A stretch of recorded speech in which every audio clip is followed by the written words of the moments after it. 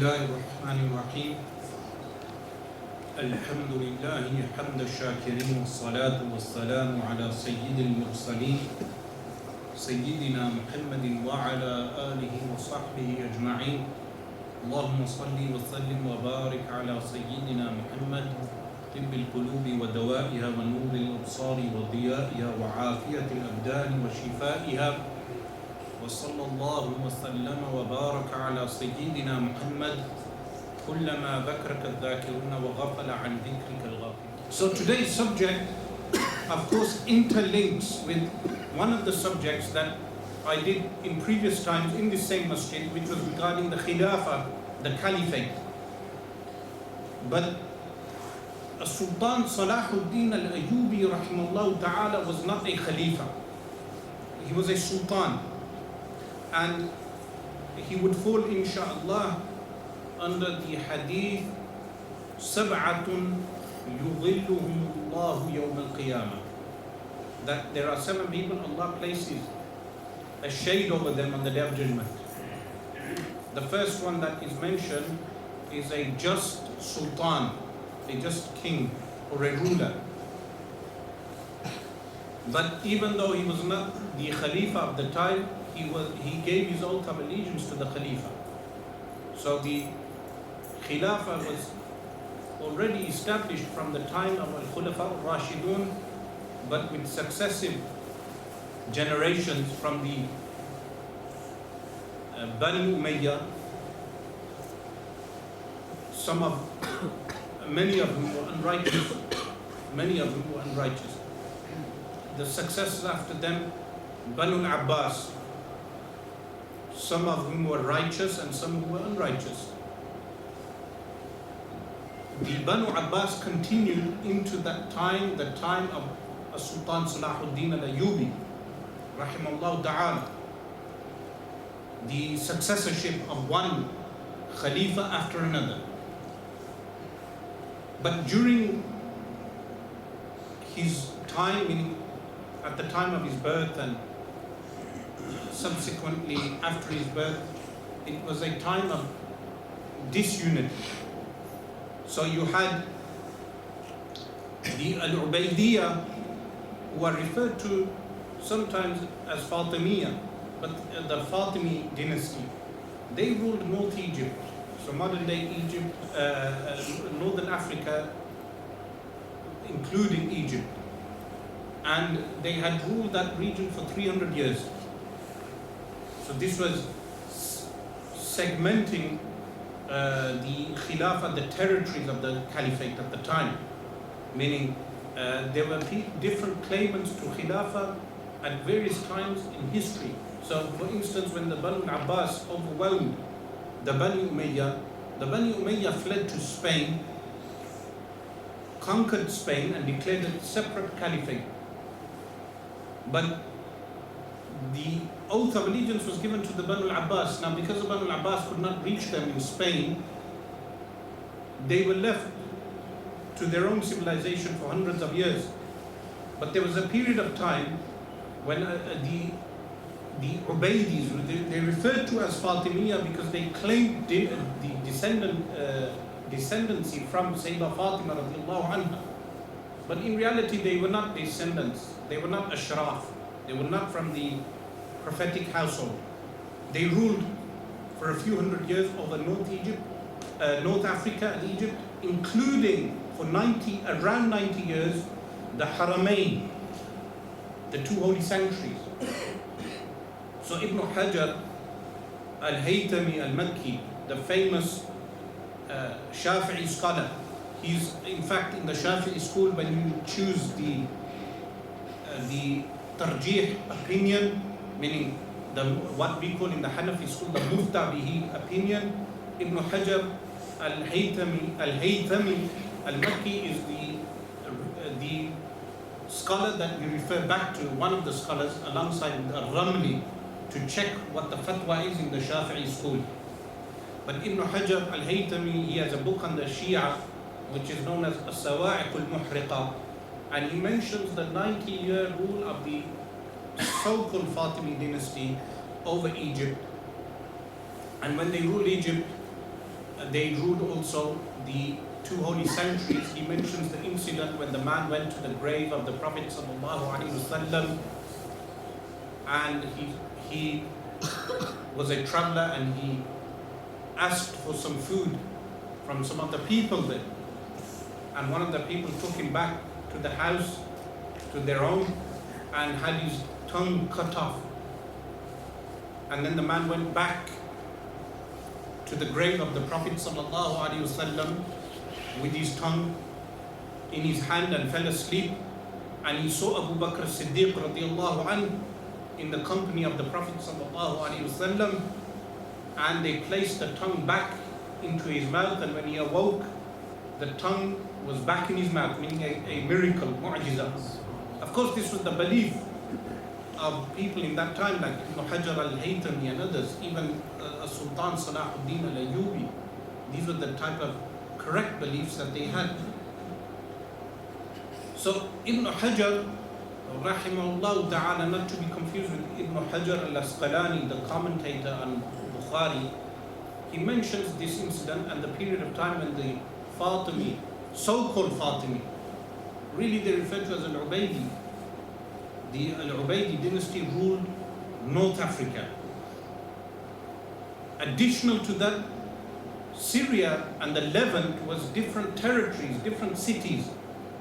So you had Halab, which is Aleppo. Everyone knows now Aleppo because of the Syrian civil war. You have Hims, you have Damascus, you have Hama, all these different cities. Some of them were colonized by the Crusaders at the time. So what they call Sawahil al-Bahr, which is the regions closer to the Mediterranean Sea, all these regions were occupied territory, occupied by the Crusaders, who had major fortresses built and constructed in that region. Fortresses like Crac de Chevaliers, very difficult to penetrate. The modern version of that would be Tel Aviv and the Israeli occupation of that region also. But the Muslims of the Levant, Syria, were divided. So you had different kingdoms ruling Syria at the time, but infighting amongst the Muslims. Then you had the Khalifa in Baghdad, who ruled a region from Iraq, what we refer to as Iraq. But remember, the modern map, of course, is post-colonial, but the map was slightly different then. And the methods of governing were slightly different because of the cultural differences. Now we live in a post-colonial Anglo power structure. Post-colonial Anglo power structure, which makes some of the policies of Sultan Salahuddin rahimahullah ta'ala be viewed in a different light in a post-colonial world, which we will come to later. But that was the setting in which the stage was set for the likes of Sultan Salahuddin Ayyubi rahimahullah ta'ala, without doubt, that many people here and other Muslims will agree was one of the greatest Muslim rulers in our history. So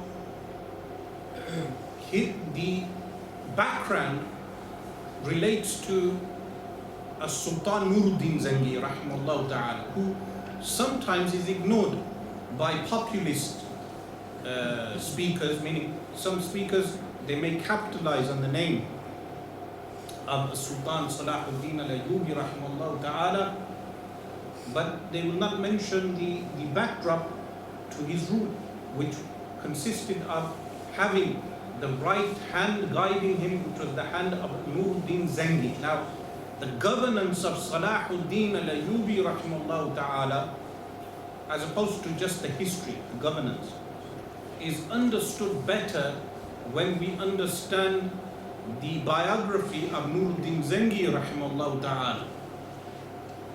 So, Sultan Salahuddin Ayyubi rahimahullah ta'ala was born in 532. So Hijri calendar, 532.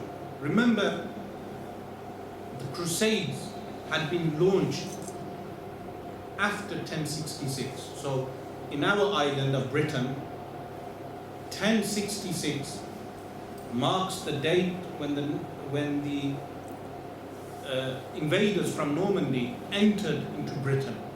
Why did they enter Anglo-Saxon Britain? Ostensibly to attain the silver of Britain. Well, Britain didn't exist at the time. The silver of England. So there was a different, what we call Britain today is a later concept after Oliver Cromwell. But at that time, they entered Anglo-Saxon England in order to attain the wealth of England. Ostensibly, this was the reason.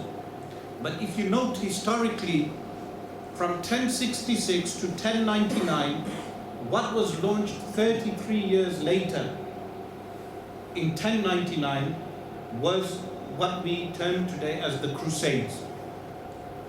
And in 1099, the city of Jerusalem was ransacked by the pillagers from Europe, including the Crusaders from the British Isles.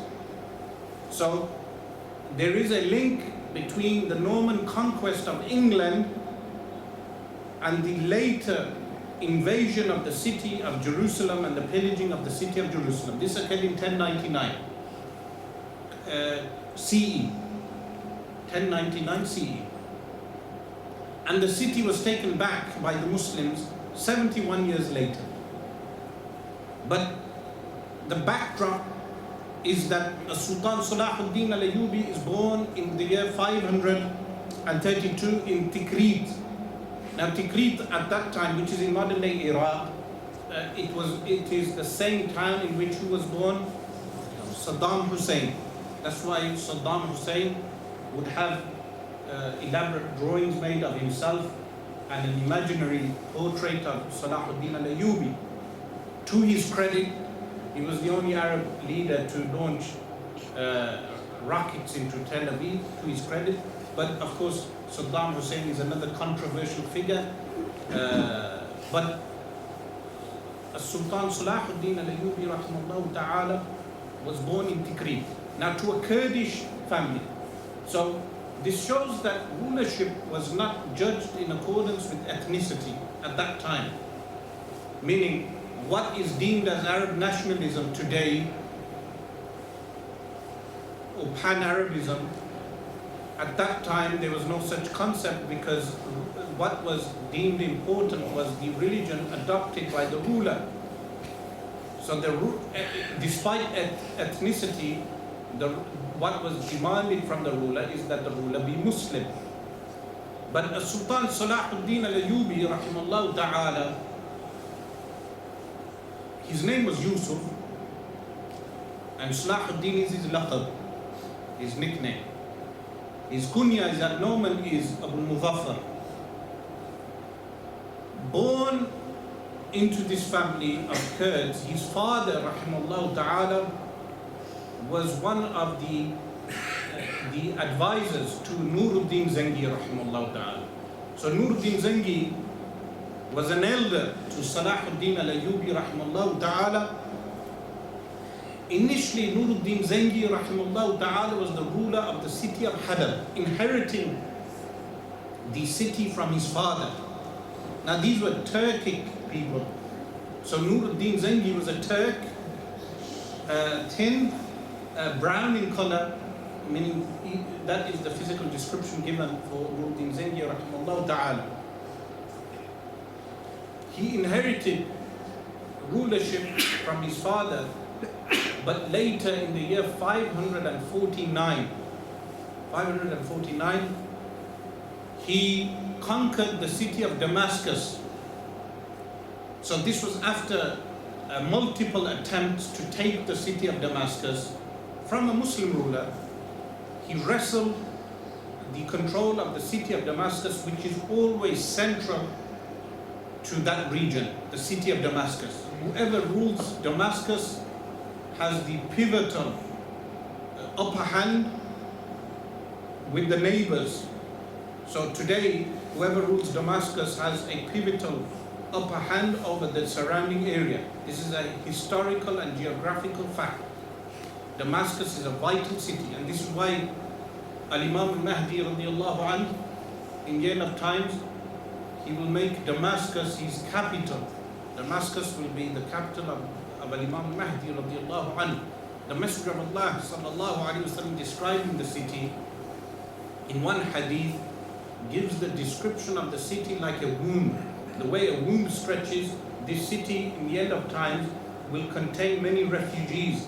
People will take refuge in the city of Damascus when the different wars occur, like the Armageddon and other wars. Nevertheless, when he took the city of Damascus, what were his first policies? Now, understanding the policies of Nuruddin Zengi is important because they relate to the policies of Salahuddin Ayyubi. Firstly, he constructed the fortress of Damascus, showing that one of the first steps that a Muslim ruler should take is defense of the borders. Now, in Sharh al-Aqaid, in other words, the author makes it very clear that one of the tasks of the Khalifa is to protect the borders of the Muslims. Meaning, a modern example of that would be that our borders do not have infiltration of different black operations, of different groups entering, meaning our borders are not porous, where different groups can enter, different organizations can send militants through the borders. Likewise, in today's day and age, this would include airspace, that the airspace is clear, that pilots cannot fly into the airspace of a country. Likewise, the drones that enter and bomb different places, meaning a person can be sitting in Connecticut in the USA and killing people in Peshawar. This is a possibility. So the first policy, how that would apply in today's day and age, would be that a ruler protect the borders of a Muslim country in order to protect life, civilian life, and the life of the soldiers in the army. So Nuruddin Zengi rahimahullah ta'ala had a fortress constructed and strengthened the city of Damascus. Even though he had made 3 attempts to take the city, that would show that the city was already fortified. But after taking the city, he constructed a fortress which was more impenetrable than the previous fortress. But what additional policies did he have? I mean, in today's day and age, some people would make it out that aside from hudud punishments, corporal punishments, and military operations, Islam has nothing better to offer. Firstly, that would be a result of concentrating on only one aspect of Islamic governance. As Sultan Nuruddin Zengi rahimahullah ta'ala had firstly schools made, especially for orphans, free schools. So if you go to Damascus today, some of those buildings still exist, meaning the edifice or the construct of buildings in that time was so good, and in the Ottoman period, that they would use stone. So locally manufactured bricks or stone which is taken from the local mountains was carved out, locally carved stone, and the constructs and the buildings that were made with that stone were so solid that those buildings still survive time. That if you go to Damascus today, you can find those buildings throughout Damascus. Some of those buildings survived the earthquakes, terrible earthquakes in Turkey. If you check some of the pictures, you will find that the modern buildings have collapsed in those pictures, but the Ottoman buildings remain. Why? Because the construct was better, showing that Muslims in that time, or the policies of the likes of Nuruddin Zengi rahimahullah ta'ala, was such that they were able to construct such things without importing foreign people to make those buildings for them. foreign construction companies. So today, applying this governance to today's day and age would be that if you look at the Arab Bedouins today that rule the UAE or the Arabian Peninsula, you will find that they use foreign construction companies to come in and build those skyscrapers that the Messenger of Allah sallallahu alaihi wasallam foretold. أن ترى الحفاة الرعاة رعاء الشاء يتطاولون في بنيان. You shall see the barefoot herders of goats competing with one another in constructing tall buildings. But the construction is being done by foreign construction companies, with the odd exception, and even the odd exception will have a controversial construction company name, like the Bin Laden Construction Company. But when they bring in foreign construction companies, some of the Arabs today, the Bedouin Arabs, they think that their countries are developing when they do not realize that the countries that are really developed do not actually destroy their history. So if you go in London, you will find so many historical buildings. But these people, they will build the gear and the equipment to make tall buildings, but they will make the tall buildings with contracts made in other countries. So the first policy he had was constructing schools, but who constructed the schools? The local builders, the local construction companies of the time. So this was beneficial to the country. Additional to that, the education system that was set up was later to benefit the Muslims in the rule of Salahuddin Ayyubi, rahimahullah ta'ala. Additional to that, he had an awqaf system set up. Now what is awqaf? Awqaf, the word is plural of waqf. Waqf, we would say, is public endowments. This is today people talk about nationalization of the NHS, nationalization of different things. Awqaf is the Islamic replacement for such a system. What is awqaf?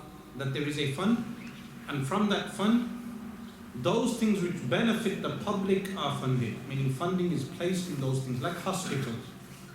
So you will find that many of the hospitals were opened in that time from the awqaf fund. So these were some of the policies that Nuruddin Zengi rahimahullah ta'ala established. More on this later regarding the awqaf. Now the history of Nuruddin Zengi and Salahuddin Ayyubi rahimahullah ta'ala was recorded by famous historians. For instance, the book Al-Kamil fi Tarikh, famous book on history, and others. But where I have copied some of these notes is from Abu Shama and his history. Now Abu Shama was a famous historian that was born just slightly after the rule of Salahuddin Ayyubi rahimahullah. So he's one of the closest historians to that time. He was a historian that summarized the history of Ibn Asakir, Tarikh Ibn Asakir, which is available even today, an earlier history, which is available in 100 volumes, a history of an early historian. If you check Ibn Asakir, his grave is still in Damascus, near Bab Saghir, the graveyard in Damascus, famous graveyard with so many scholars, like Ibn Rajab al-Hanbali and so many others.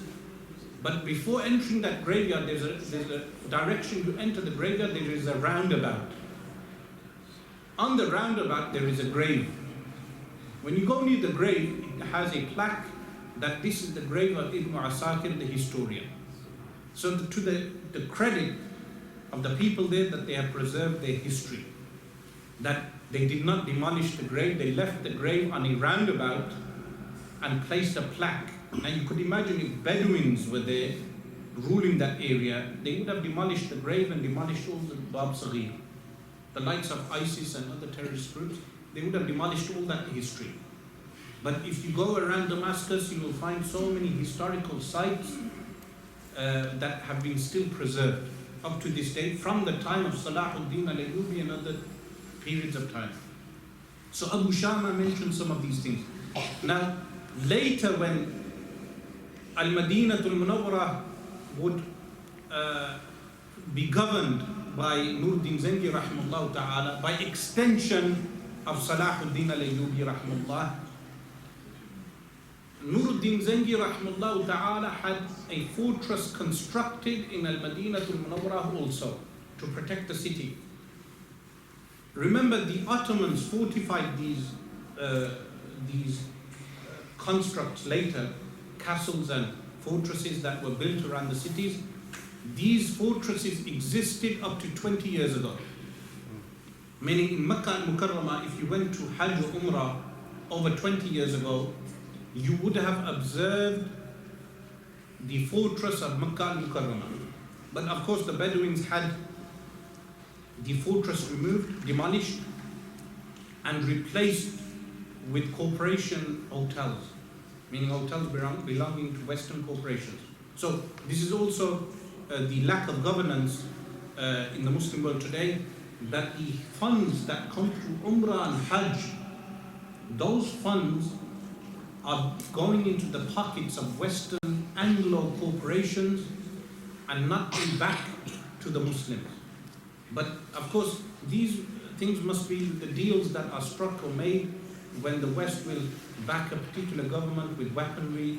They sell weaponry to those people also, and the arms manufacturers will make money from the Muslim government and then claim to protect them.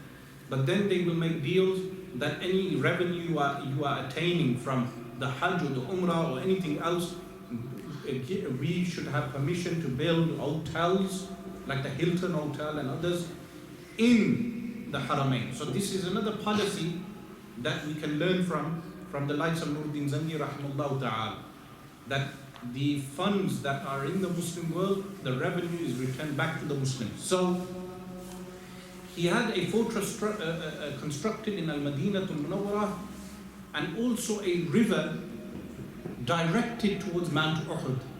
So the modern version of that would be taps, placing taps in holy sites and making sure people have drinking water. But of course, these were major feats for that time, because if you remember the Khalifa Harun al-Rashid, rahimahullah ta'ala, he had water taken from the Euphrates and directed towards the Arafat. In that time, his wife in fact paid for the project, that a dam, the water was taken from the Euphrates, an aqueduct was made and constructed that would transport the water all the way to Arafat. These were feats achieved by those people in that time, like the likes of Sultan Muhammad al-Fatih, the conqueror of Constantinople. When you enter Constantinople, Istanbul or Istanbul, whichever name you decide to name it, you'll notice the construction that was made by Muhammad al-Fatih. If you had hired a modern construction company to make such a fortress, it would take years. But yet Muhammad al-Fatih was able to construct that in that time within a few months. Why? Because the secret behind their rule was not only the material means. The secret behind their rule was the piety that they had. That Allah subhanahu wa ta'ala created for them the means through their piety. This is something very important to understand from the lives of these people. That when they had piety, when they feared Allah subhanahu wa ta'ala, Allah subhanahu wa ta'ala created for them the means by which they had worldly victory also. Now today people go to these cities and are amazed by Istanbul or other cities, and they see a material history that Islam achieved so many things, but they do not realize that there was a spiritual impetus behind these things. There was a great spirituality behind this, and this becomes very clear when you read their biographies. Of course, the famous incident you are all aware of that occurred in the rule of Nuruddin Zengi was which incident? When he saw the Prophet ﷺ in his dream 3 times, in 3 consecutive nights, and on the 3rd night he went and rode to Al-Madinatul Munawwarah to find two crusaders attempting to dig a tunnel through the ground to take the body of the Prophet ﷺ. Famous incident. When he reached Al-Madinatul Munawwarah, he had them executed. It's a long story, but what did he do then? He had an iron ore constructed around the noble grave. That iron ore still exists there today, protecting the noble grave, that no one is able to reach the grave of the Prophet ﷺ and the Shaykhain. This incident is mentioned by Nuruddin Ali as-Samhudi, a historian of Al-Madinatul Munawwarah, in his book Al-Wafa bi Ahwali Dar al-Mustafa, and others mention it. But it shows us the great spirituality that Nuruddin Zangi rahimahullah ta'ala had. If we apply that with, meaning we analyze that with today's rulers, there is a disconnection between them and their belief regarding the Prophet sallallahu alaihi wasallam, meaning they do not have that spiritual connection or belief regarding the Prophet sallallahu alaihi wasallam. So where shall they achieve victory? So additional to this, the earnings of Nuruddin Zangi rahimahullah ta'ala, he owned 3 shops in Hims, in the city of Hims. The revenue he would make from those shops is what he would spend on his family. He would not take a wage from the government, from the treasury, Baytul Mal. Remember, Baytul Mal was a name given to what the Prophet ﷺ would gather, sadaqat and charities and different things, and then those charities were redistributed in society. The name given to that was Baytul Mal by Sayyidina Umar radiallahu anhu. But it is permitted for the ruler to take a wage from that. It's permitted, it's not impermissible. But from his piety was that he would make his own money from the 3 shops that he would rent out, and whatever business and trade they would make, the money was sent to him.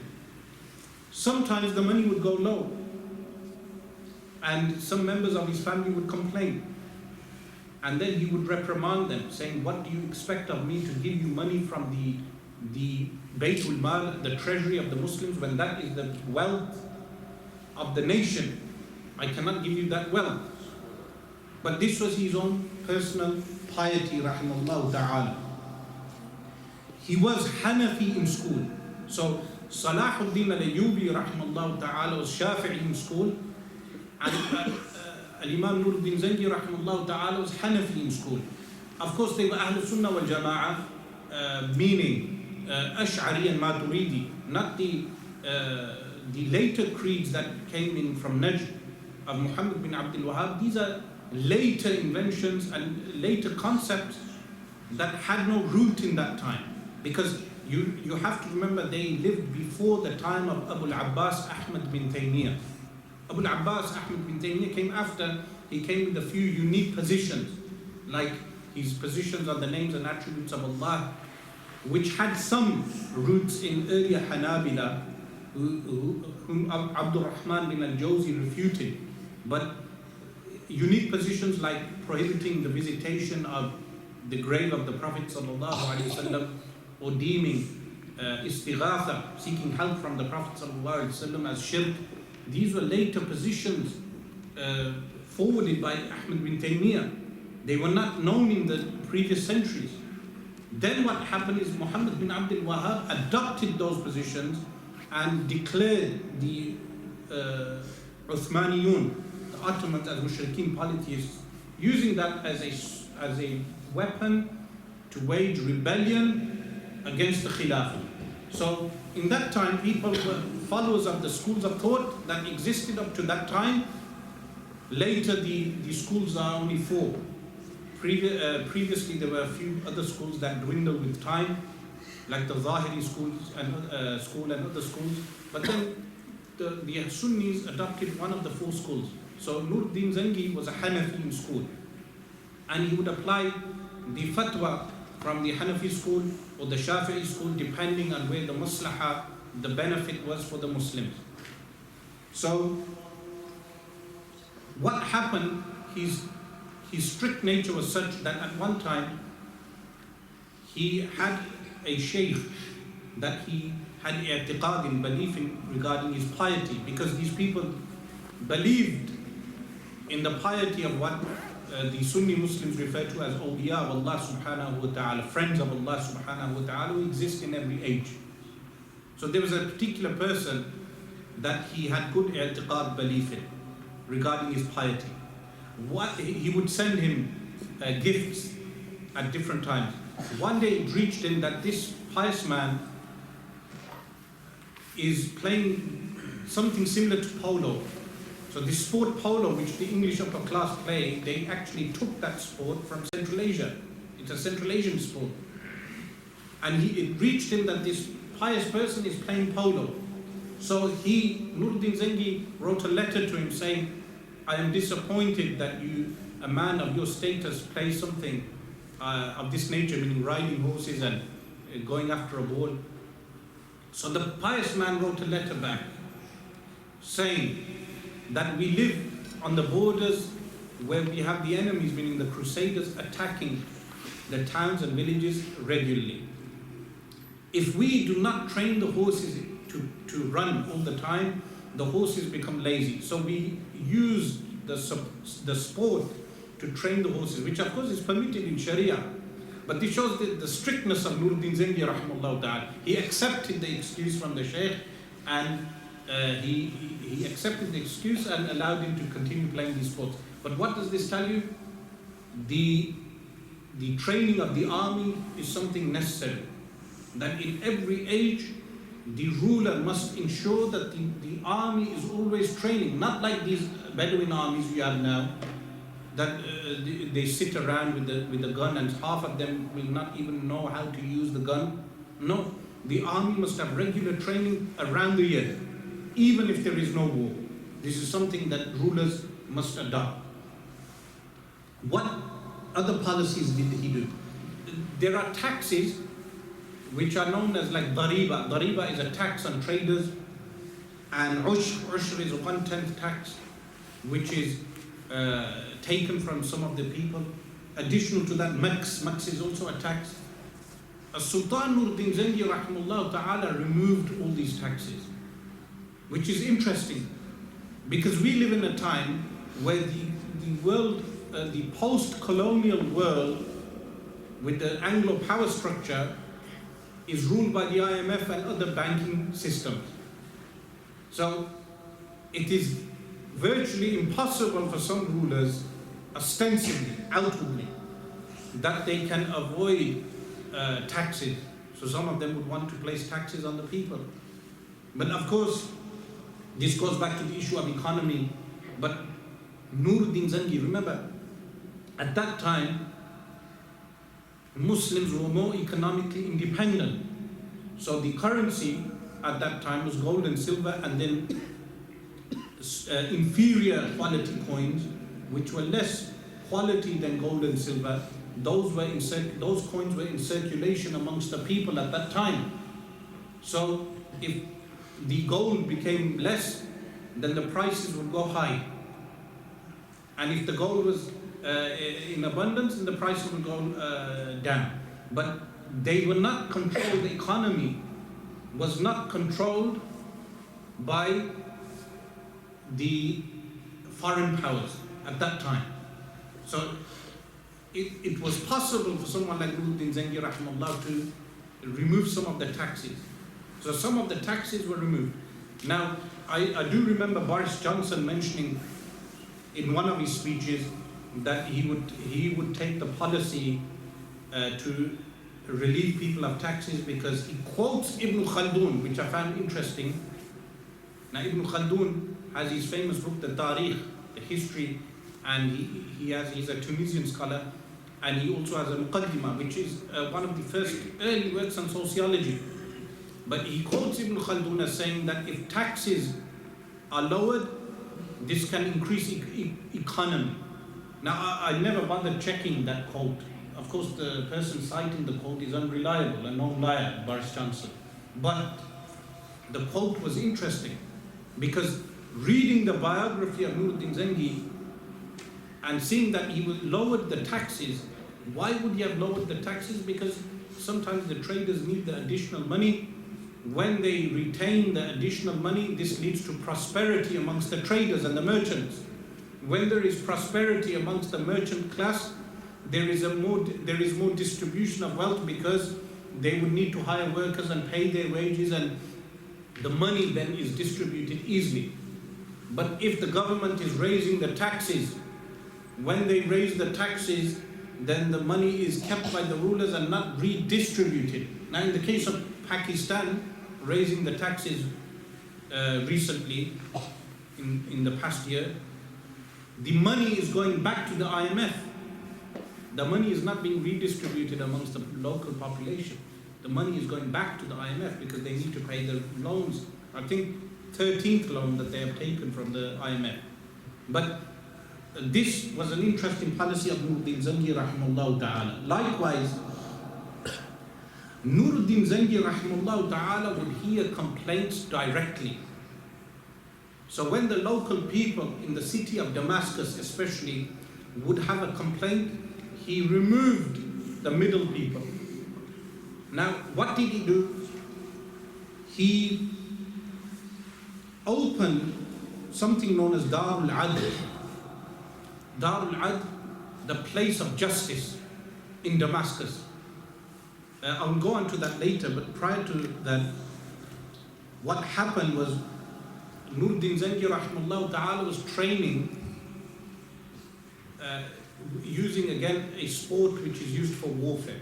While training, he saw two men pointing at him as if they were complaining.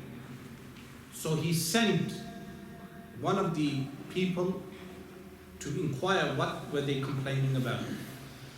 One of the people who had been pointing at Nuruddin Zangi rahimahullah ta'ala made a claim that Nuruddin Zangi rahimahullah ta'ala had taken some of his personal property. So Nuruddin Zangi rahimahullah ta'ala had himself submitted to court. When he was submitted to court, the judge was Kamaluddin al-Shahrazuri rahimahullah ta'ala. The judge was shocked that the ruler, and who does Nuruddin Zangi rahimahullah have a precedence in this regard with? He has this precedence with Sayyiduna Ali radiallahu anhu. How many of you are familiar with the story of Sayyiduna Ali radiallahu anhu and the Jew? The Jew made a claim against Sayyiduna Ali radiallahu anhu. I think the claim was regarding a shield. So Sayyiduna Ali radiallahu anhu was submitted himself into a court even though he was Khalifa. And I think Al-Qadi Shuraih did the judgment.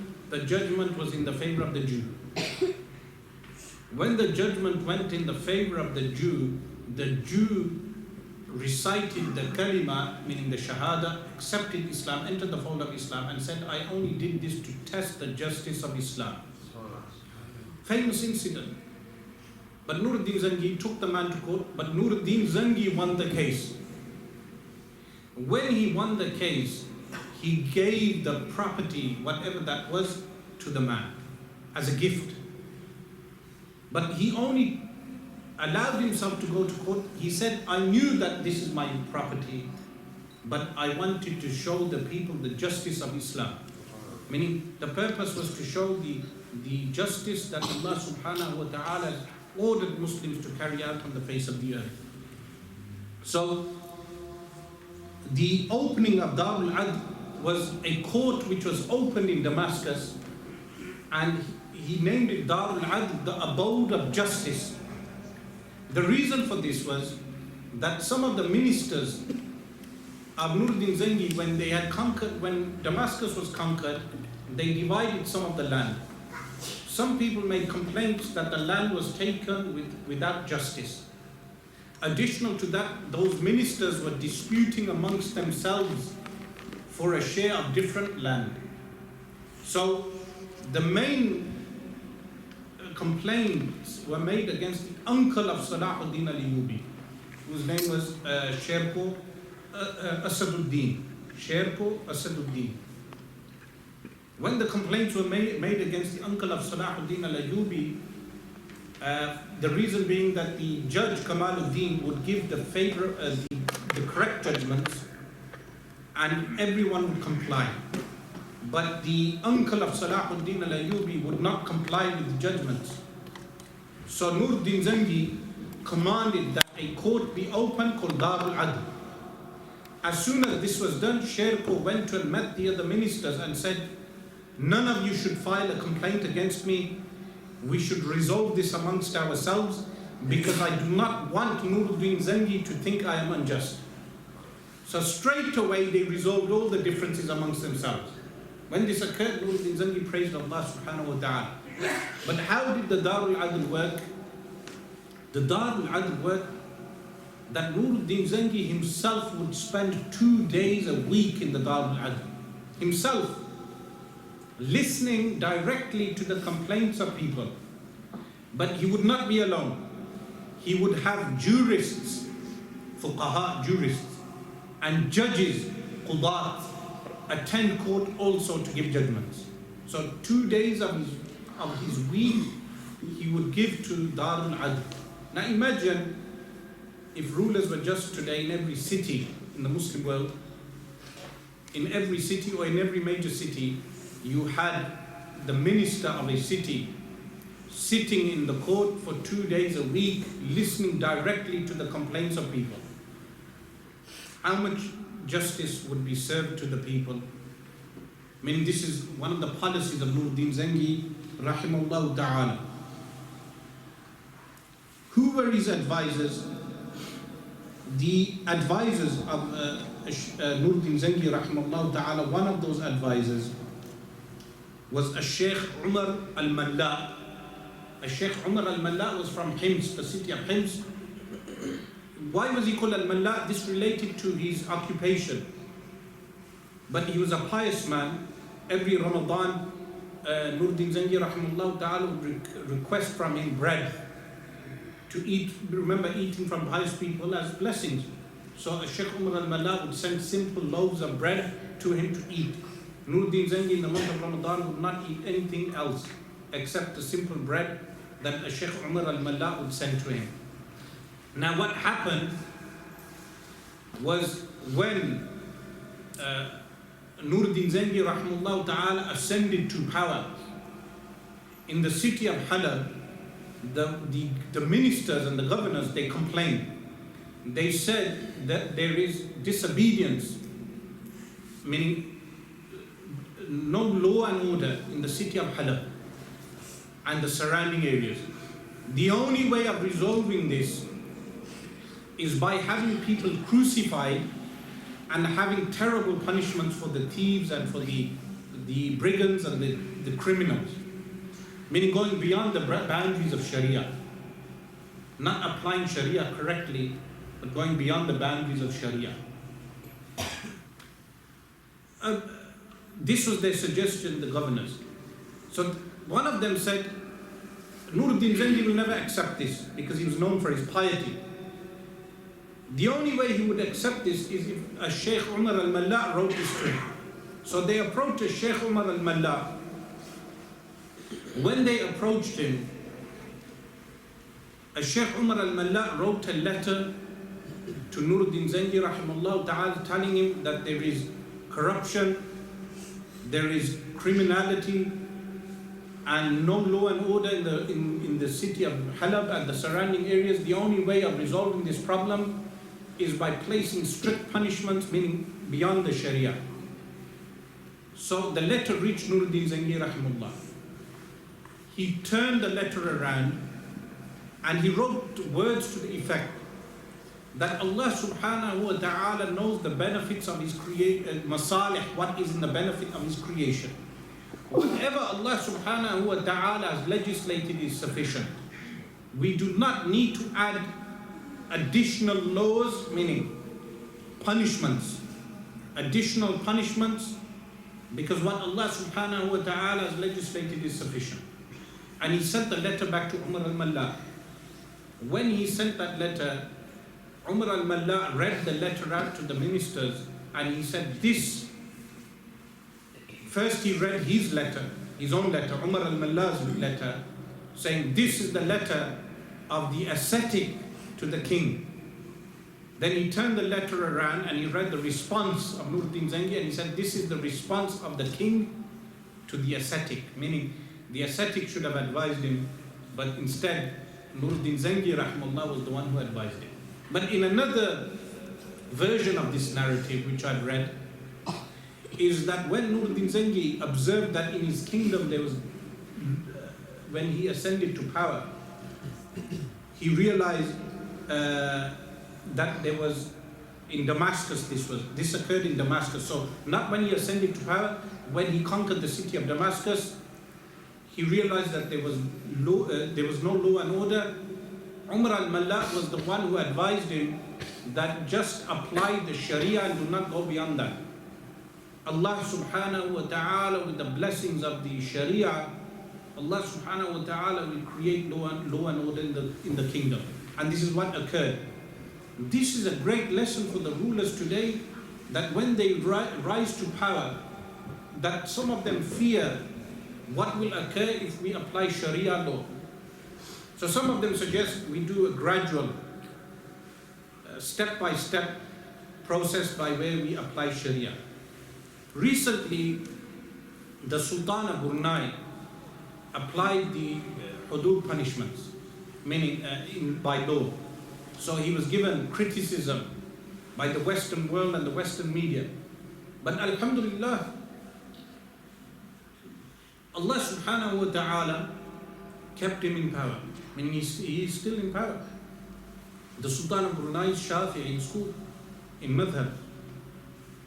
So when he placed this law, this legislation went through, this movement, meaning this lobby, which is known as the LGBTQ lobby, similar to the Zionist lobby, this is a vociferous lobby that goes against anyone who speaks anything critical regarding LGBTQ. Likewise, the Zionist lobby, they attempted to finish the Sultan of Brunei, but Allah subhanahu wa ta'ala supported him.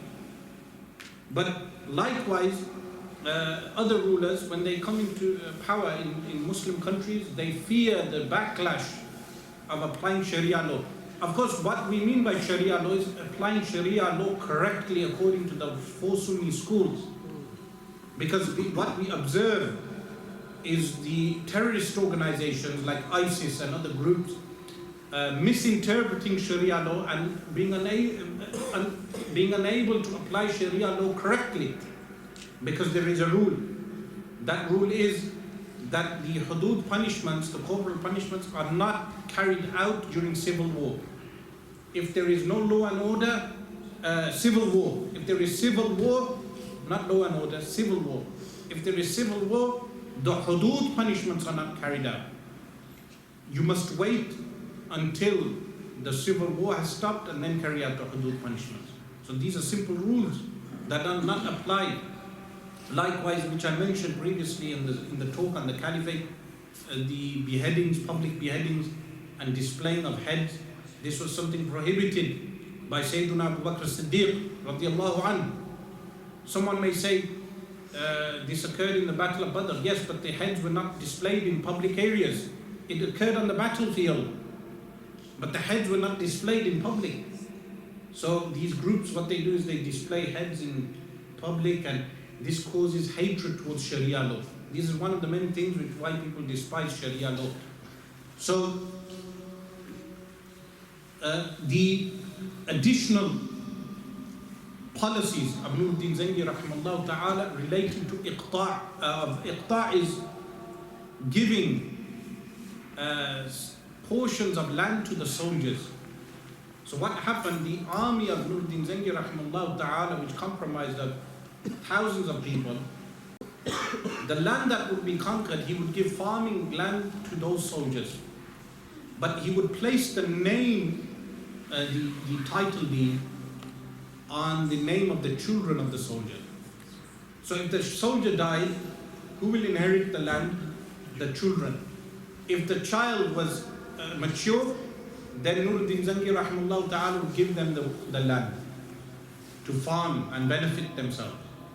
But if the child was young, then Nuruddin Zengi rahimahullah ta'ala would employ an individual to overlook the land until the child would grow up. and then the land would be given. Now what benefit did this have? The benefit this had was that aside for fighting for the sake of Allah subhanahu wa ta'ala, the soldiers knew that if they died, their children have something to benefit from. Unlike groups in Pakistan and other areas, what happens if you have some people who are preachers or claimants to be ulama, they incite young people to go to jihad. They incite young people to go to jihad. Of course, they themselves do not go, and their own children do not go. But what happens, those young people who are radicalized, they leave, and I say radicalized, why? Because it's the incorrect interpretation of jihad. When they go to fight, without the sanctioning of a caliph or without the sanctioning of a legitimate government, they may die and they leave their mothers behind, or they leave their wives behind, or they leave their children behind, and they have no one to fend for them. But is this the policy of Islam? The answer is no. The caliphate, in the time of Sayyidina Umar radiallahu anhu, he would only dispatch the armies for a limited period of time of 4 months. Every 4 months they would have to return. And he would also give a wage to the soldiers, so the soldiers were given a wage. Now some people, they go on tabligh to say that they are going in the way of Allah. But when they go on tabligh, they leave their families behind without their families. Some of them, they leave their families behind without having anything. Is this legislate? And they cite the examples of the companions did this. They say the companions did this. This is incorrect. Two differences. When the companions would leave, they would invite non-Muslims to Islam. They wouldn't go to Al-Masjid al-Aqsa and invite Muslims. There's people who go to Al-Masjid al-Aqsa to do tabligh to Muslims. Not to invite the Jewish people to Islam, but to invite the people of Al-Aqsa, the last people that need our tabligh. They are the most the best Muslims in the world are in Al-Masjid al-Aqsa. If you go there, you will know. Yes, you will have some people who do not follow Islam correctly from the Palestinians, but the people who are in Al-Masjid al-Aqsa and defend the masjid on a daily basis, some of them showed me their bullet marks in their stomachs, saying, this is the bullet mark I received from defending the masjid. Those people do not need your tabligh. The Jewish soldiers need your tabligh, the IDF and others. So, the first difference was that they would go to call non-Muslims to Islam. The second difference was the tabligh later was, aside from the tabligh, when the companions would leave their homes, they would go out to fight in the way of Allah. In the army of the Khilafah, they would receive a wage from the government. So Nuruddin Zengi rahimahullah ta'ala had this policy that if these soldiers, aside from fighting for the sake of Allah, if they die, they have an insurance, a guarantee that someone will provide for their family. So this is why even in Kashmir, if individuals go out to fight in Kashmir, they cannot go. Why? Because you need the sanctioning and legislation of a government to permit you to go. Because if an individual goes, he leaves his dependents, his parents and his children and his wife, which is impermitted in Sharia. The sanctioning would have to happen from a legitimate government. Likewise, the army today should give a guarantee for their soldiers so they fight bravely. So this is a policy of Nuruddin Zengi rahimahullah ta'ala which is noteworthy. Likewise, he would have gardens or farms made for public endowment. Now, some of these things still exist in Damascus. Like in Damascus, every Friday morning or every Thursday morning, we would observe that a kitchen would open near a Shaykh Muhyiddin Ibn Arabi Masjid, and people would come with their containers, and a man would fill their containers with food. This practice was inherited from the Ottomans. But what did the Ottomans do? they had an entire mountain given as waqf,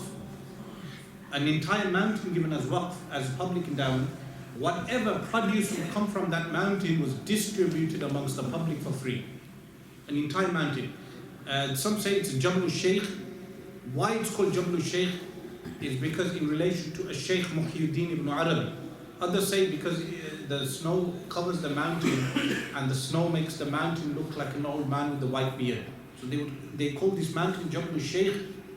The produce that would come from Jabal Shaykh was distributed amongst the public. So Nuruddin Zangi rahimahullah ta'ala had this done also. Farms open, and in the farms the produce would be distributed amongst the public. There is a famous incident that occurred with Nuruddin Zangi rahimahullah ta'ala, where he caught, and I mentioned this recently regarding Salatul Istikhara, they caught a prince who had killed many Muslims. And Nuruddin Zangi rahimahullah ta'ala wanted to take a ransom for this prince so he can open one of these farms. But the ministers disagreed. They said, we should not release him because if he is released, then he will cause harm to the Muslims again. So Nuruddin Zangi, because of his honesty with Allah, performed Salatul Istikhara and released him. Took the ransom, but in the night, the man, when he was released, he died anyhow. So both things were achieved for him. And then he informed his ministers because of his truthfulness with Allah. But the ransom money was used to open farms which would then benefit the Muslims. And this is something that Muslims need to look into, that policies, meaning we have all these different Islamic groups in the Muslim world that want to benefit the Muslims. These are some of the policies that if these people released a manifesto, like the Labour Party released a manifesto, but of course that's a Trotskyite socialist manifesto.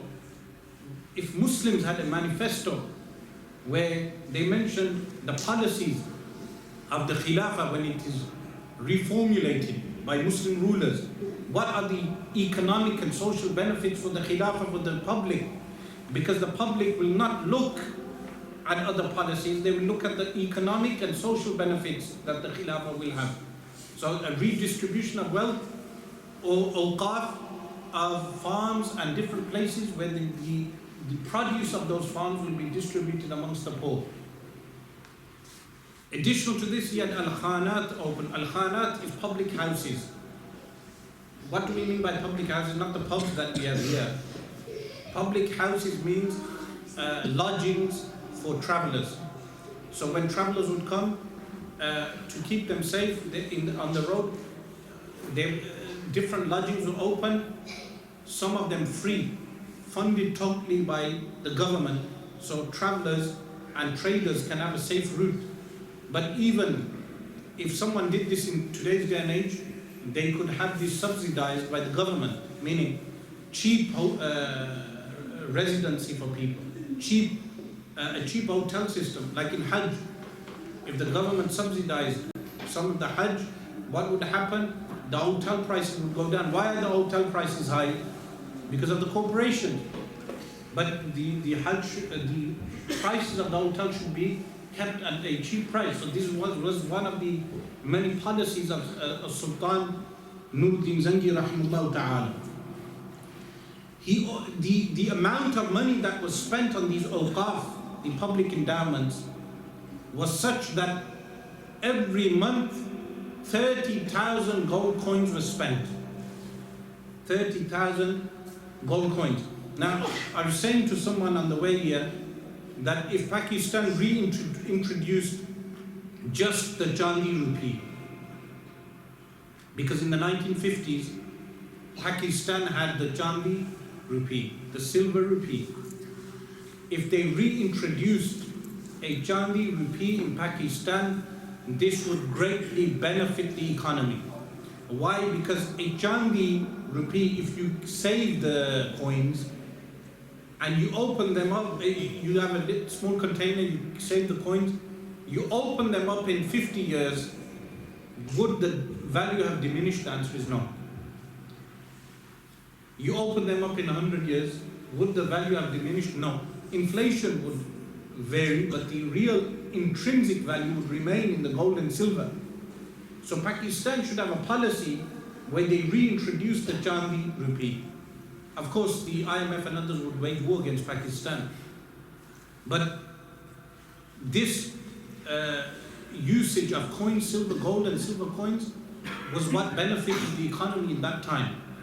The value was intrinsic. But he would spend 30,000 gold coins monthly on just the awqaf, just the public endowment. So you can imagine in the year how much money was spent on the public endowments. Of course, how was it collected?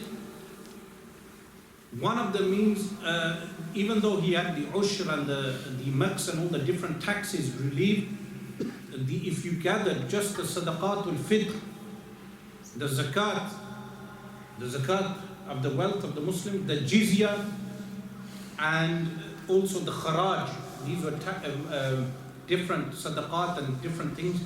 If these are gathered, it is sufficient wealth to redistribute amongst the Muslims and non-Muslims, because the jizya is collected for the benefit of the non-Muslims. So when they become old, a pension is given to non-Muslims also. Why? Because in their youth, like Sayyidina Umar radiallahu anhu said, we do not collect from them in their youth and leave them in their old age to rot. No, the non-Muslim citizens also benefit from this system.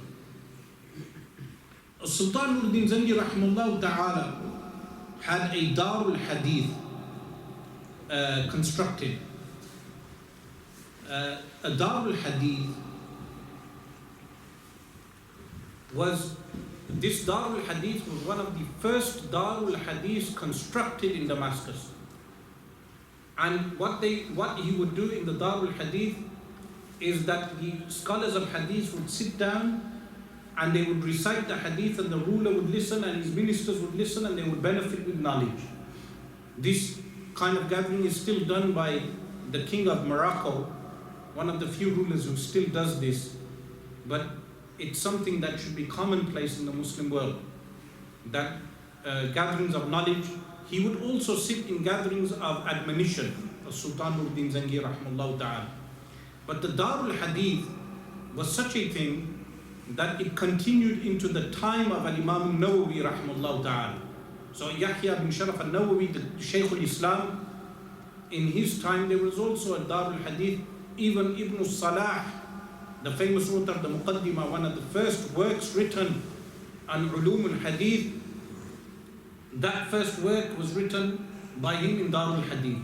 All of this, the inception of all of this falls on the shoulders of Sultan Salahuddin Ayyubi rahimahullah ta'ala. Likewise, Sultan Salahuddin Ayyubi rahimahullah ta'ala had the titles removed from his name. So generally, you have different titles for kings. He had those titles removed. He commanded them to read out certain things relating to him which were truthful, but not things which were exaggerating.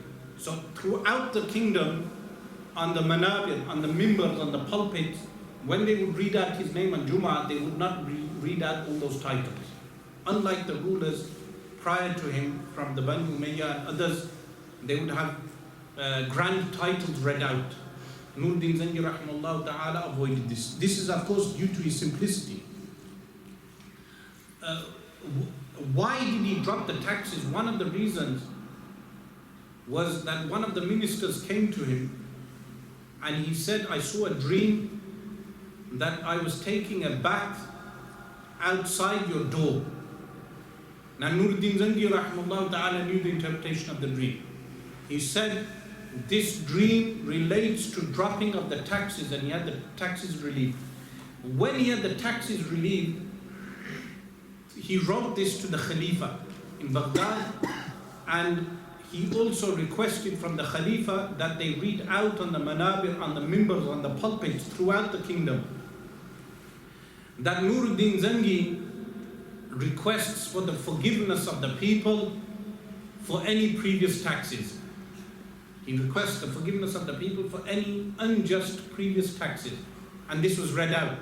Remember, Nuruddin Zangi rahimahullah ta'ala conquered over 50 cities by that time. So there were over 50 cities in his dominion at that time. Starting from one city, the city of Halab, Allah subhanahu wa ta'ala expanded his territory to such a degree that he had over 50 cities in his territory. Even though technically a country does not need to be large to be powerful. You can have a small territory but still remain powerful. But Allah subhanahu wa ta'ala, through the barakah, the blessings of his work, expanded his territory. Likewise, there was a famous incident which is Waq'atu Harim, which was a war that occurred in the year exactly 559. 559. Remember, 10 years prior to his passing away.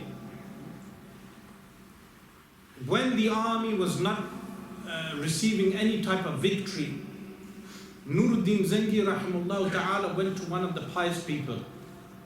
They said, look at any disobedience your army is doing. And the pious person pointed out to some disobedience. He said, you have mazamir, flutes, and different musical instruments in your army, remove these. Straight away he gave the command that the musical instruments be removed from the army. Allah subhanahu wa ta'ala gave them victory in battle. At that time, the Crusaders had over 30,000 soldiers. But Allah subhanahu wa ta'ala gave them victory because they removed the munkarat, the bad things that were contained in the army. Now, if today we apply that policy in the armies, that the more piety there is in the army, Allah subhanahu wa ta'ala will give them victory, even with qillatul asbab, even with less means. Even though the Quran commands believers to prepare for war, this entails manufacturing of weapons and training. This is a Sharia. This is Sharia. They must do this. But additional to that, we must remember the Battle of Badr. In the Battle of Badr, the Muslims had less means. They only had 8 swords, 2 mules, 313 men. The disbelievers had 1,000 fighters. Every fighter had a sword. Yet Allah subhanahu wa ta'ala, because of the piety of the companions and their sincerity, created means by which they gained victory. Like the Muslims are encamped on the higher terrain. Allah subhanahu wa ta'ala sent down rain, which became a blessing for the believers, drinking water for the believers, but a flood and mud for the disbelievers. Likewise, in the night, Allah subhanahu wa ta'ala made them rest. They were able to sleep. The disbelievers had no sleep in the night. Allah subhanahu wa ta'ala created the means. So today when people complain, they say, how can we reconquer Palestine? Meaning, at one point people boast of the Turkish and the Pakistani army. They boast regarding the armies. But when it comes to action in Kashmir or Palestine, they say, look, the army doesn't have resources, the army doesn't have this. Of course, the boasting finishes then. But what are these armies missing that the previous armies had?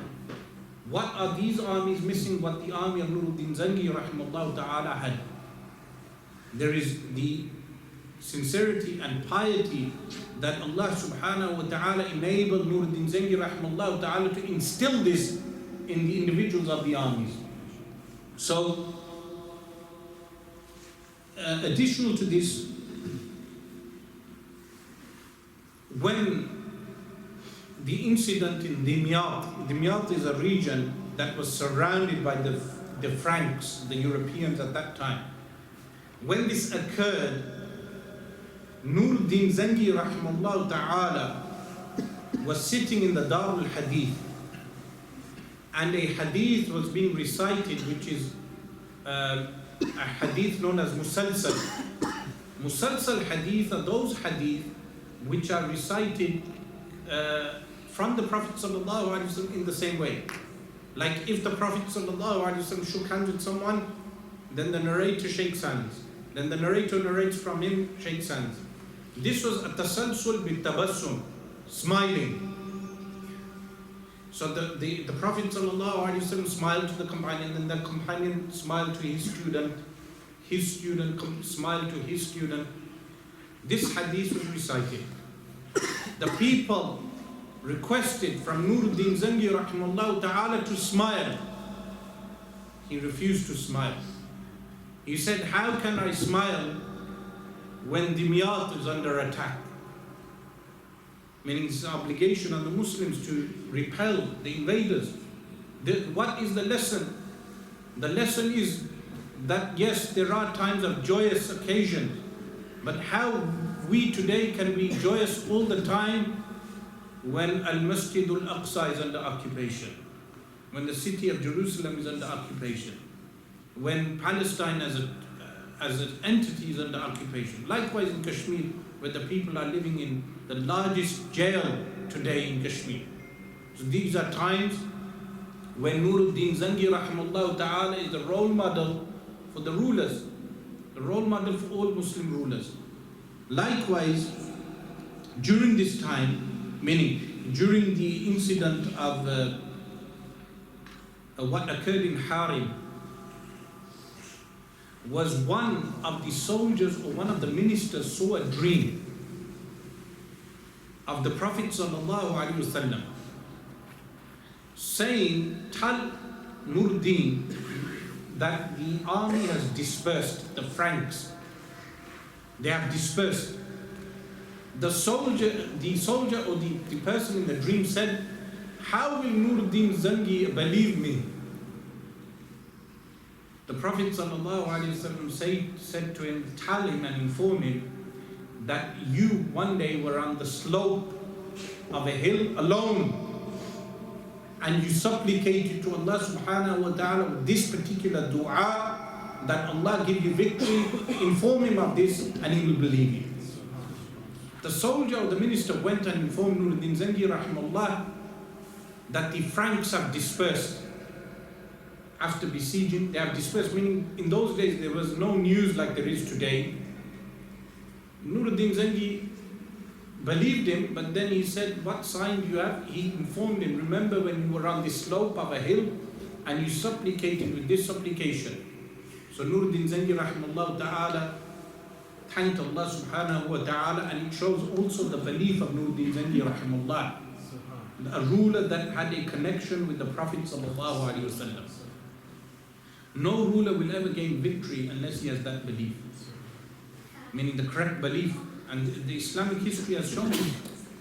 So this was an incident that occurred, and one of the karamat of Nuruddin Zangi rahimahullah ta'ala. Nuruddin Zangi rahimahullah ta'ala passed away in the year 569. Now prior to passing away, in the year 564, 5 years before passing away, he dispatched Shaykh Asaduddin to Egypt. And this was on the request of the rulers of Egypt at the time. Because what happened, the Crusaders made incursions into Egypt, and some of the governors of Egypt were aligning themselves with the Crusaders. So Al-Adid Al-Ubaydi, the pseudo-Khalifa of the Fatimi dynasty, sent some of the hair of his women as a gesture to Nuruddin Zangi that helped me. So Nuruddin Zangi rahimahullah wrote a letter. He was in Halab at the time, not in Damascus. He wrote a letter to Asaduddin Sherko. Asaduddin rode in one day from Hims to Halab. This surprised Nuruddin Zangi, who then chose him, Asaduddin, to lead the expedition in order to conquer Egypt. Sherko demanded that his nephew Salahuddin go with him. This was in the year 564, and as I stated, that Salahuddin was born in 532, that would make him 32 years old, Islamically, at the time. Meaning according to the lunar calendar. Salahuddin Ayyubi accompanied his uncle, and they entered Egypt very easily. because the ruler was expecting them to enter. When they entered, the first thing, what was the first thing that Salahuddin requested from his uncle? The first thing that he requested from his uncle was to visit the grave of Al-Imam Muhammad bin Idris al-Shafi'i, because he was Shafi'i of school. So both uncle and nephew went to the grave of Al-Imam Muhammad bin Idris al-Shafi'i rahimahullah ta'ala. This was on the first day. What occurred 2 months and 5 days later, Shaykh Asrar passed away. So the ministers and the generals of the army and the captains, they elected Salahuddin Ayyubi to be the governor of Egypt. So at this point he was governor of Egypt. Remember, this was unexpected. Allah subhanahu wa ta'ala placed this in the lap of Salahuddin Ayyubi for a greater goal. Of course, this would never have been achievable, the conquering of Jerusalem, without the role of Nuruddin Zangi and his policies. Because in 583, Salahuddin Ayyubi will reconquer Jerusalem for the Muslims in 583. Nuruddin Zangi passed away in 569. So in 14 years after the passing away of Nuruddin Zangi, it is possible for Salahuddin Ayyubi to conquer Jerusalem. But would this have been possible without the planning of Nuruddin Zangi rahimahullah ta'ala and the piety of Nuruddin Zangi rahimahullah ta'ala? The answer is Nuruddin Zangi was one of the asbab, the means that Allah subhanahu wa ta'ala created for this ummah, for this nation. So when Salahuddin Ayyubi rahimahullah ta'ala was governor of Egypt, of course many incidents occurred during those years of ruling. The wealth of Egypt that was acquired, he listed all the wealth that was acquired from the public treasury and everything, and wrote a letter to Nuruddin Zangi mentioning all of those things. Nuruddin Zangi then wrote a letter commanding him how to distribute that wealth distribution again, meaning if the Muslim world had correct wealth distribution, the poverty would be alleviated to a degree. Just look at the natural resources in the Muslim world. Salt alone, Himalayan salt that we have, the pink salt, that Himalayan salt comes from Pakistan. But Pakistan cannot sell that salt in accordance with its correct rate because of its IMF loans. That Western corporations will take that salt, sell the salt, benefit and profit from the salt that they sell, and reduce some of the loan that Pakistan has taken, but yet they are adding interest to the loan also. Look at the contradiction. Likewise, the natural resources of the oil wealth in the Middle East, how the natural resources are distributed amongst the Muslims and non-Muslim citizens of the Middle East and that region. Because natural resources are one of the major reasons for war in that region. Before finishing, two things to be mentioned. One is Salahuddin Ayyubi rahimahullah ta'ala and his conquering of Egypt, of Yemen. This occurred in the year 569. And lastly, his victory in Jerusalem and the conquering of Jerusalem occurred in 583. Of course, there are many more details that can be mentioned, but I will suffice to that extent, finishing exactly at 5:59 as promised. Inshallah ta'ala, we will open up for questions and answers.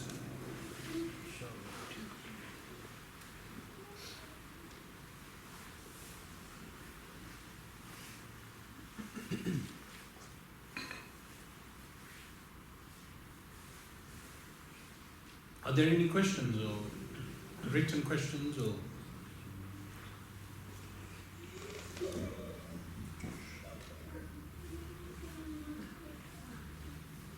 Brother at the back, I mentioned that people at the back will definitely ask questions. So the question is just reading a bit from these well, as you have mentioned, there is a reading that there was some potential conflict between Nuruddin and Salahuddin. Could you shed some light on the... What the conflict was about was, at one point in the history, one of them requested reinforcements. So it was in fact Nuruddin Zengi who requested reinforcements during the sieging of Dimyat, which I mentioned. When this occurred, which was in the year 565, so Egypt was conquered in 564. A year later, Nuruddin Zengi demanded reinforcements. Salahuddin Ayyubi excused himself from sending reinforcements, which upset Nuruddin Zengi. But later on, the army, the Franks were dispersed.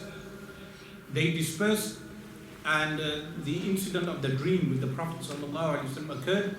But what occurred after that was the uncles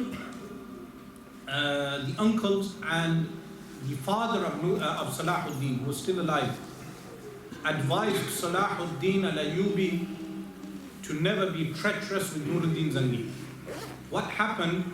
They said to him, "Do you see us as more loyal than anyone to you?" He said, "Yes." Meaning the uncles and the father. They said, "Do you see us as your most loyal subjects?" He said, "Yes." They said, "If Nuruddin ever ordered us to behead you, we would behead you. That's how loyal we are to Nuruddin. So imagine everyone else." This was an incident that occurred. So that incident, what Western historians may make of it, because remember, when you read English books, they like adding their romanticized version of events, or their take slant, because they would say our version is romanticized. They always place their slant on these incidents. But that was actually the dispute that occurred.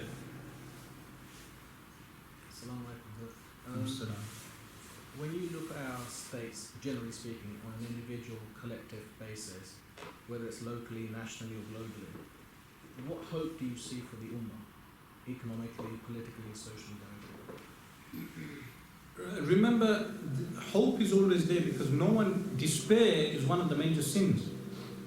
Despair is a major sin. But at the same time, Ashratu Sa'a, the signs of the end of times, and eschatology relates to our modern times.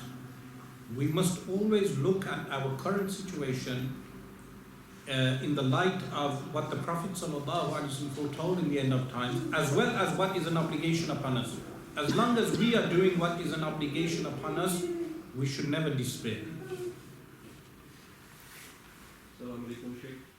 Just a question in regards to the state of the Muslim Ummah at the moment and some of the just policies that you talked about at the time of the Sultan. One of the big differences I see is that at that time the Muslim world was economically free. At this moment in time, much of the Muslim world is governed by tyrants and puppets placed by Western interests who are effectively tied to a Western economic system on which they are entirely dependent. Which I mentioned as well. As soon as they try to do anything, then effectively the American Federal Reserve or any other IMF, they start introducing policies which cripple their economy overnight and potentially could make their population very poor overnight.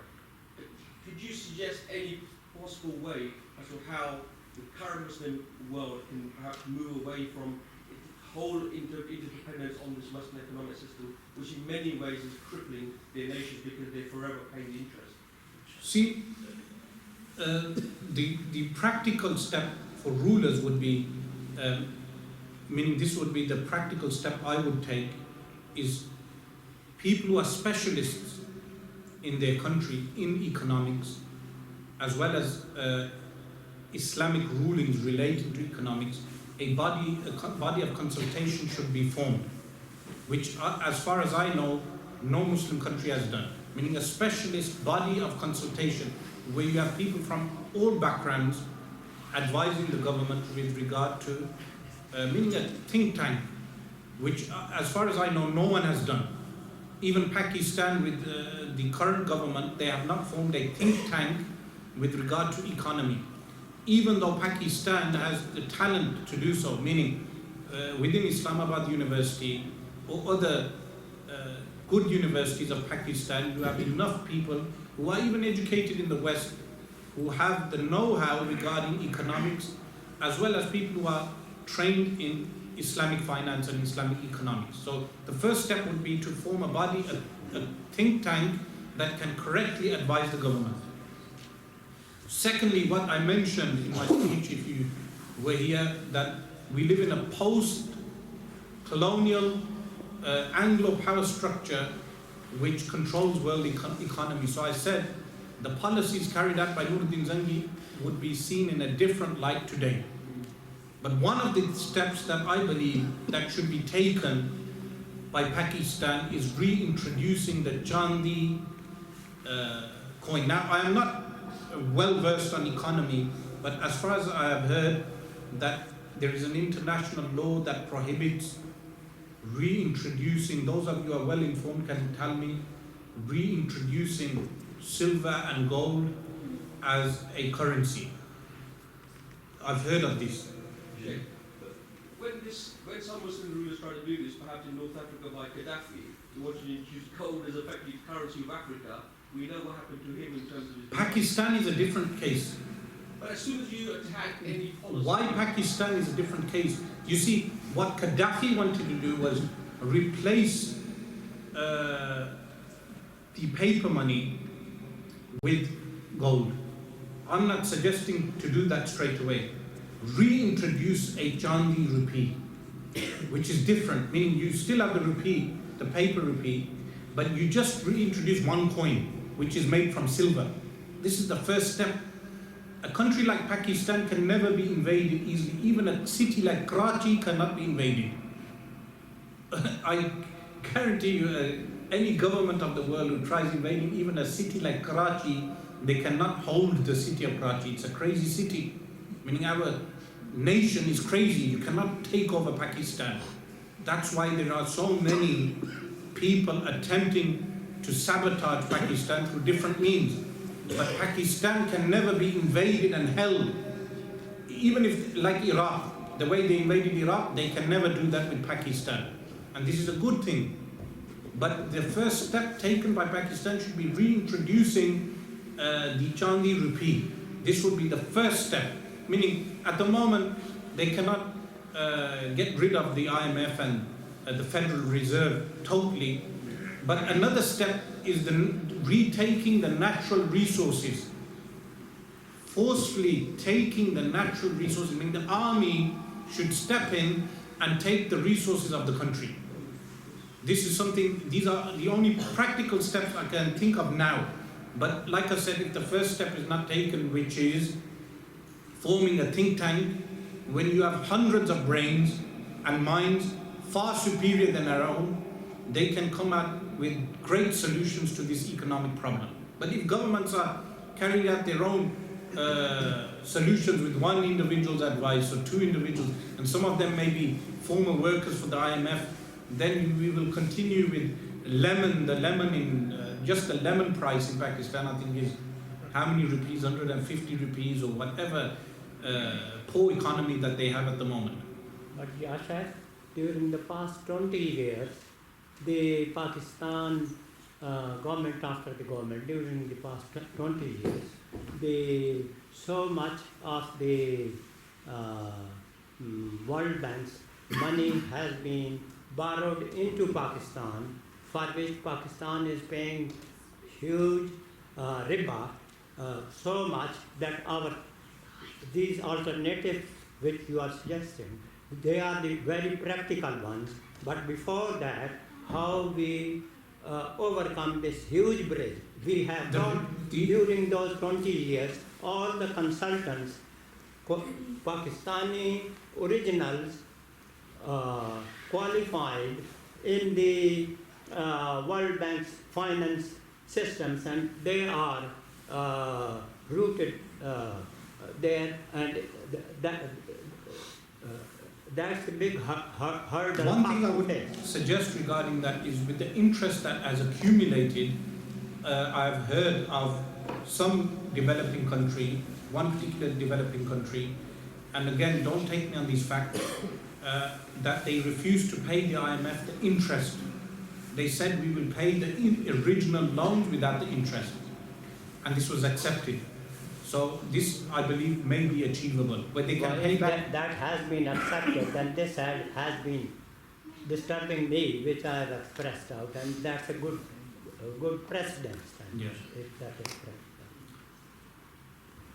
This is less political. I have listened to you. Thank you very much. It was very, very good. You started from William the Conqueror and where you ended up 1066. And maybe it's a matter of motivation for the youngsters. Alhamdulillah, I'm not boasting myself, but I have visited Damascus, just like you said. I visited the Umayyad Mosque, the Salahuddin Bazaar in Damascus, next to the Umayyad. But I've noticed that you never mentioned the other thing, like Salahuddin's castle and Khan Shivali. Can you remember all that? I have visited, but it's a matter of motivation. You know, did you go Egypt as well? No, I didn't go through Egypt. You'd be shocked what he done in Egypt. So he's visited Damascus. I went to Damascus. There's many achievements of Salahuddin which still exist, and Nuruddin Zangi. Nuruddin Zangi rahmatullah is buried on the western side of the old city, near the Hanafi Masjid, which is now known as the Nuriya. And this is where the Shadhli order, they do their hadra on a weekly basis. So previously a Shaykh Shukri al-Luhafi rahmatullah would carry out and lead the hadra. Prior to him, Shaykh Mustafa Turkamani, prior to him, Shaykh Abdul Rahman al-Shahuri, currently Shaykh Abdul Aziz al-Khatib, who's the head of the Shadhli order today. But they carry out this hadra in the Masjid of Nuruddin Shaheed, and the grave is right next to the masjid, and you can go and visit. Well, if you can enter Damascus today, you can still go and visit the grave. Likewise, what you're mentioning, the different fortresses and different Krakti Shabalis was in fact conquered by Malik Baybars. It was conquered by Malik Baybars, which is a later kingdom, the Mamalik kingdom. But when I went to Egypt, I was more astounded by the achievements of Salahuddin Ayyubi in terms of construction. I mean, the buildings that were made. For some reason, the edifices there are greater in size. So again, like I said, this subject is a deep subject, and we need to be informed of our history, inshaAllah ta'ala. This one, I think, fortunately, the Aga Khan, believe it or not, he's trying to rebuild that hill or where Salahuddin encamped. I didn't know that. I visited it still bit by bit, and his donkeys were carrying the bricks on top because it's so fragile. Anyway, that's a matter of motivation for people to read about it. Damascus is so beautiful, or was, I don't know. It's still preserved, inshallah. Damascus is preserved. How to make dua. Inshallah, we'll make dua and conclude, inshallah. جزا الله عنا سيدنا محمدا صلى الله عليه وآله وسلم ما هو أهله. اللهم صل وسلم وبارك على سيدنا محمد طب القلوب ودوائها ونور الأبصار وضيائها وعافية الأبدان وشفائها. اللهم ارحم الشهيد نور الدين زنگي رحمه الله تعالى وصلاح الدين الأيوبي رحمه الله تعالى. اللهم ارحم جميع السلاطين الصالحين من أمة سيدنا محمد صلى الله عليه وآله وسلم، وانفعنا بقصصهم واجعلنا من الذين يعتبرون بما مضوا بقصصهم وتاريخهم يا رب العالمين. وصلى الله وسلم وبارك على سيدنا محمد وعلى آله وصحبه أجمعين.